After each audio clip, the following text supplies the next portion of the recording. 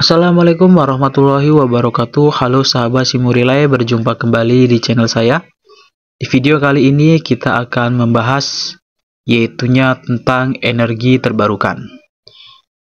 Baik, teman-teman yang belum subscribe, tolong dibantu subscribe, like, dan share agar kita lebih semangat dalam membuat channel seputar kelistrikan, dan mudah-mudahan teman yang sudah subscribe mendapatkan rezeki yang berlimpah dari Tuhan Yang Maha Esa. Amin.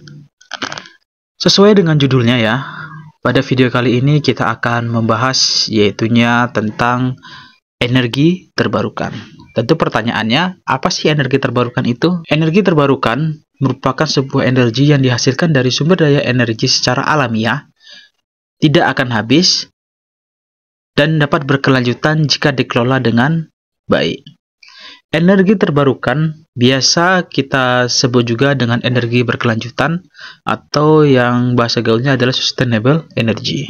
Secara prinsipnya, di negara kita, Indonesia, merupakan surganya energi terbarukan.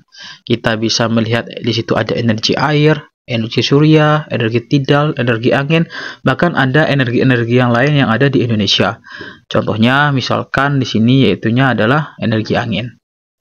Bukan hanya itu saja, ada energi panas bumi, energi biomas, dan sebagainya. Untuk kelebihan dari energi terbarukan, yang pertama yaitunya tersedia di alam. Ini, sorry ya, ini mungkin salah ketik saya. Tersedia di alam, tidak akan habis, dan ramah lingkungan. Ya, bahwasanya energi terbarukan ini adalah sebuah energi yang tersedia di alam di sekitar kita. Sehingga apabila kita gunakan itu tidak akan habis. Contohnya, energi angin. Angin itu hampir tiap hari kita rasakan ya. Lalu ada energi air yang hampir tiap saat kita nikmati juga. Lalu yang kedua, perawatan relatif lebih murah dibandingkan teknologi lainnya. Ya, jadi perawatan energi terbarukan ini relatif lebih murah ya. Lalu biaya konsumsi energinya itu lebih murah daripada energi fosil. Kita ambil contoh, misalkan ada pembangkit listrik tenaga diesel yang bahan dasarnya itu adalah dari energi fosil. Lalu kekurangannya yang pertama, biaya awal atau investasi yang begitu besar. Kita ambil salah satu contoh, misalkan kita ingin membuat sebuah pembangkit listrik tenaga air. Maka di situ kita harus membuat damnya, kita harus membuat instalasinya, kita harus bikin yaitunya adalah rumah untuk elektrikalnya. Maka biaya investasinya begitu sangat besar. Yang kedua, sebagian besar energi terbarukan terkendala oleh cuaca. Ya, kadang cuaca di Indonesia ini kan tidak menentu sekarang ini. Nah, yang ketiga, energi tambahan yang dihasilkan energi terbarukan harus disimpan dalam sistem penyimpanan seperti baterai supaya tidak terbuang sia-sia. Kita akan membahas yaitunya 4 energi terbarukan yang ada di Indonesia. Yang pertama itu adalah energi air, energi surya, energi tidal, dan energi angin. Yang pertama kita akan membahas yaitu tentang energi air. Energi air atau yang sering kita kenal yaitu hydropower merupakan energi yang dihasilkan oleh penggerakan air yang memutar sebuah turbin. Sumber energi dari aliran air ini paling sering digunakan di Indonesia dengan memanfaatkan aliran airan sungai.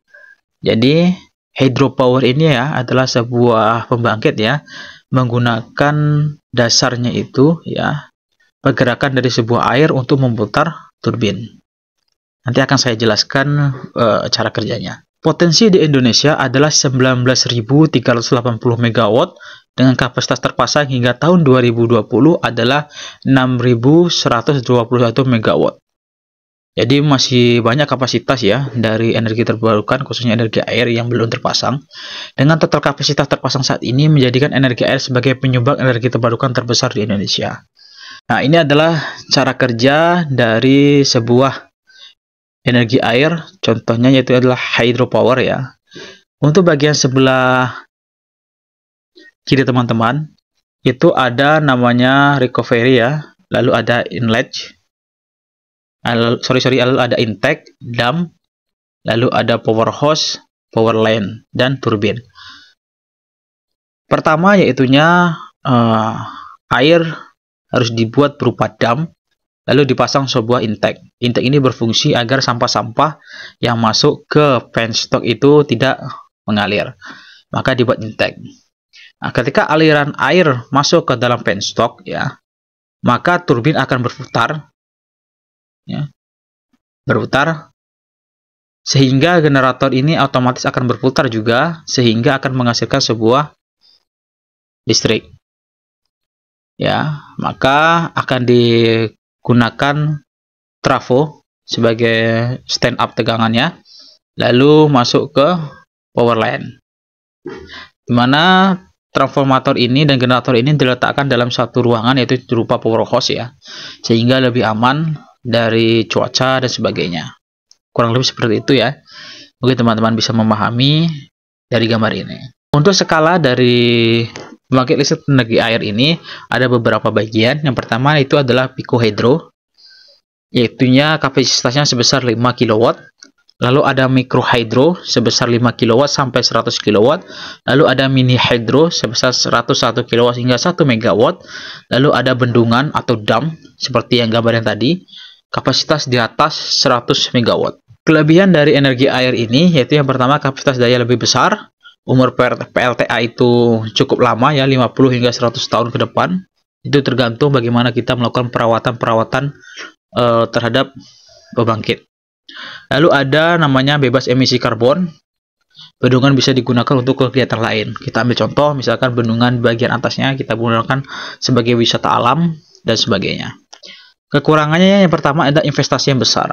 Nah, yang pertama tadi ya, salah satu kekurangan dari pengembangan energi terbarukan adalah investasi yang begitu besar. Lahan yang luas untuk membuat pusat listrik. Ya, tentu namanya kita membuat sebuah pembangkit dengan kapasitas yang cukup besar, maka lahannya otomatis kita cukup besar juga. Yang kedua, kita akan membahas yaitu tentang energi surya. Energi surya adalah energi yang dihasilkan dari sinar matahari atau radiasi matahari. Energi surya atau tenaga solar adalah energi alternatif yang ramah lingkungan karena berperan untuk mengatasi perubahan iklim dan mengurangi ketergantungan pada sumber energi fosil. Ya, jadi energi surya ini memanfaatkan energi yang berasal dari matahari. Secara sederhana, rangkaian instalasi pada energi surya ini bisa dilihat pada gambar ini. Yang pertama kita membutuhkan yaitu adalah solar panel sebagai penangkap cahayanya. Lalu kita hubungkan kepada breaker. Breaker ini adalah semacam MCB ya. Lalu kita hubungkan kepada solar charger controller yang bagian biru ini. Untuk di bagian solar charger controller ini kita outputnya itu kita masukkan juga ke baterai. Baterai ini kita convert ke inverter atau kita sambungkan ke inverter, sehingga output dari inverter ini ya itu langsung ke tegangan 220 volt. Kita ambil sebuah contoh. Baterai di sini menghasilkan adalah 24 volt. Ketika baterai ini terhubung kepada inverter, maka output dari inverter ini akan menjadi tegangan 220 volt, sehingga ini langsung menuju beban lampu rumah kita.